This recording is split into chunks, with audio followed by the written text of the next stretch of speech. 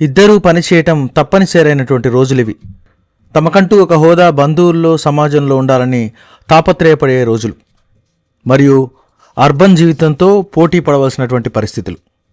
దీనికి తోడు ఎన్నో అప్పులు, ఈఎంఐలు మరియు రోజువారీ ఖర్చులు.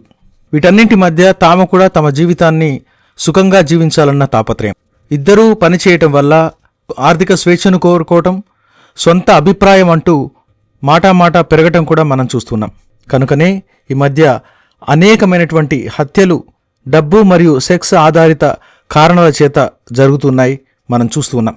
ఒకరికొకరు త్యాగం చేసుకోవాలి, నిస్వార్థంగా ఉండాలి, చర్చించుకోవాలి అనేటటువంటి ఆలోచనలు పూర్తిగా హరించుకుపోయాయి. అభిప్రాయ భేదం, అనుమానం విడిపోవటానికి, చివరికి వ్యక్తులను జీవితం నుంచి, భూమి మీద నుంచి తొలగించటానికి కూడా కారకాలవుతున్నాయి. ఇక బిడ్డలు లేదా యువత గురించి మనం చర్చిస్తే లేదా ఆలోచిస్తే, మార్కులే ప్రథమావధిగా 10వ తరగతి నుండే హాస్టల్లో ఉంచుతున్నాం. ఇక ఇంటర్మీడియట్ సంగతి సరే. ప్రతి ఒక్కరికి ఇంజనీరింగ్ జీవిత లక్ష్యం అయిపోయింది.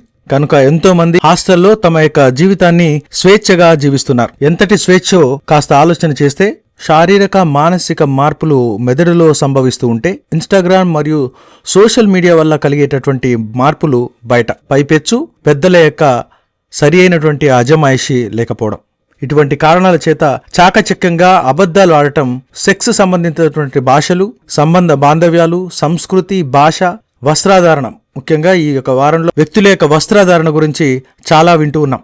వీటన్నిటి ప్రభావం చేత తోటి వారితో సమంగా ఉండాలి, మోడర్న్గా ఉండాలి అనేటటువంటి ఆలోచన నేటి యువతలో చాలా చాలా మార్పులకు గురిచేసింది. ఈ యొక్క మార్పులు యువతను ఆధునికంగా కంటే అనైతికంగానే మారుస్తున్నాయని నా ఉద్దేశం. నేడు సువిశేషంలో యేసు ప్రభువు తప్పిపోతున్నాడు. చివరికి ఆయన దేవాలయంలో, దేవుని సన్నిధిలో దొరుకుతున్నాడు తల్లిదండ్రులకు. మరి నేటి యువత కూడా తప్పిపోతుంది. ఎక్కడ దొరుకుతున్నారు వీరంతా? క్లబ్బులోనో, పబ్బులోనో, ఓయో రూమ్లోనో, రేవ్ పార్టీలోనో, డ్రంక్ అండ్ డ్రైవ్ టెస్టులోనో, లేదా షాపింగ్ మాల్స్లో తల్లిదండ్రుల యొక్క శ్రమను ధారాళంగా ఖర్చు చేస్తూ కనబడుతున్నారు. దేవుని కుమారుడైనా తగ్గించుకొని తల్లిదండ్రుల ఆలనా పాలనలో ఎదగటానికి యేసుప్రభు నిర్ణయం తీసుకుంటే, కాస్త వయసు రాగానే తమకు అన్నీ తెలుసునని, చాలా మచ్యూర్డని తమకు తామే భావిస్తూ అపోహలో జీవిస్తూ ఎవరిని కూడా లెక్క చేయని ధోరణిలో మనం నేటి యువతను చూస్తున్నాం. వీరందరూ తమ యొక్క భాషను, ఈ యొక్క నడతను పరీక్షించుకోవాల్సినటువంటి రోజు లేదా తరుణం ఇది.